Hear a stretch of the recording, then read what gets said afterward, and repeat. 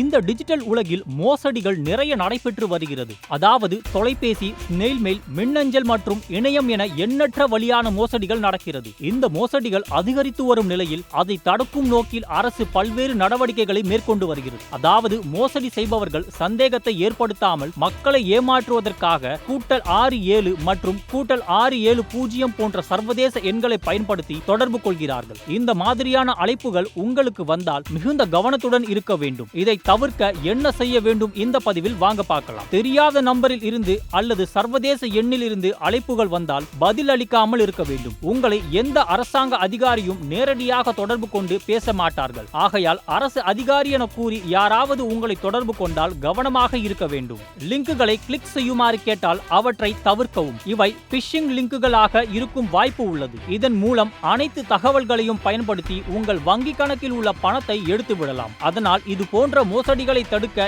எச்சரிக்கையுடன் இருங்கள். உங்கள் தனிப்பட்ட தகவல்களை யாருடனும் பகிர்ந்து கொள்ளாதீர்கள்.